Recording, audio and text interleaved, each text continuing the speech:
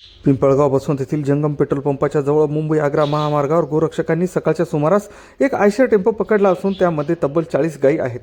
तसेच गेल्या 2-3 तासापासून या संदर्भात रास्ता रोको करून आंदोलन केले जात आहे. त्यामुळे मोठ्या प्रमाणात वाहतूक कोंडी महामार्गावर निर्माण झाली आहे. जोपर्यंत पोलीस अधीक्षक नाशिक ग्रामीण हे येत नाही तोपर्यंत रास्ता रोको सुरू असल्याची माहिती गोरक्षकांनी दिली. तसेच होणाऱ्या गायीच्या कत्तलीवर देखील कारवाईची मागणी केली आहे. नाही रे एवढं काय त्याच्यामध्ये काय आहे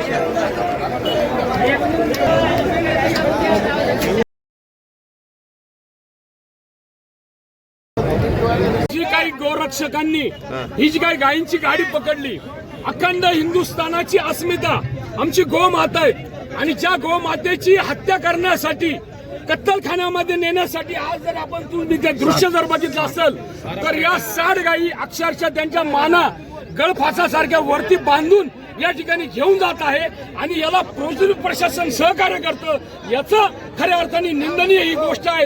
हे बजरंग दल असेल, धर्मजागरण समिती असेल आणि असंख्य हिंदू असेल, हा या गोष्टीचा या ठिकाणी प्राणी फाउंडेशन या गोष्टीचा आम्ही निषेध करतो आणि जोपर्यंत SP साहेब या ठिकाणी येत नाही तोपर्यंत आम्ही हा रास्ता रोको बंद करणार नाही.